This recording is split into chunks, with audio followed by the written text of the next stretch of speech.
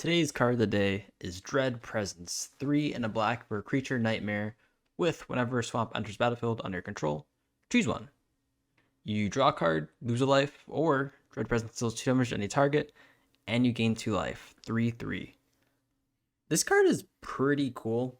I remember when this came out, and I was like, wow, there's no way no one's gonna not play that card. Like, it deals direct damage, you gain life, you draw a card, right? These are things that the cool thing I think about this, especially when it came out, was the fact that it sort of offsetted Black's ability to use its life as a resource, and that you can not only, I guess, sort of accrue card advantage just by playing swamps virtually, but also you can, I guess, even go so far as to say is gain, I guess, double the resources because usually when you play a spell like in black, it's like lose 2 life, draw 3 cards, something like that, right? I don't know if it's that crazy or that strong of a fact they have, but like generally you lose life, right?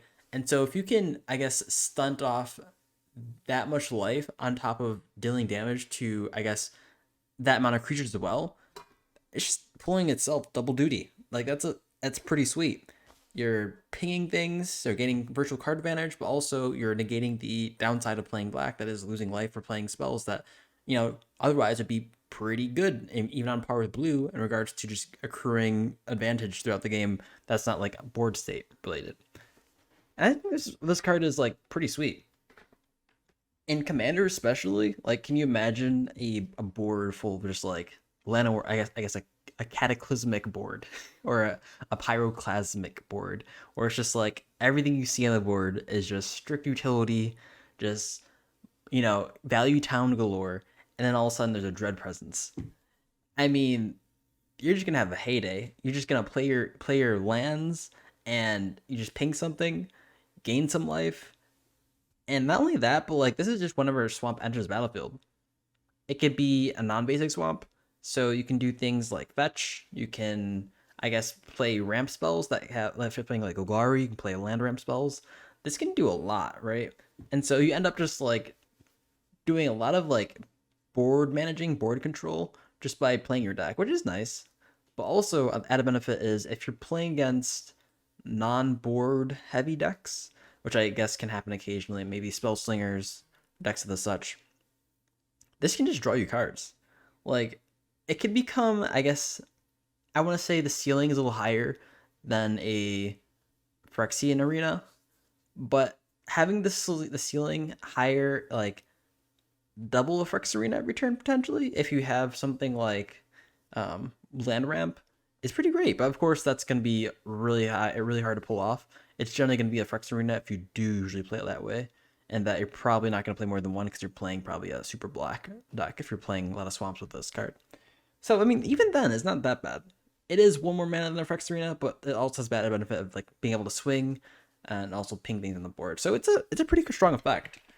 I'm a big fan of having repeatable removal because in Commander, it's a game where you have to fight 1v3 in a sense.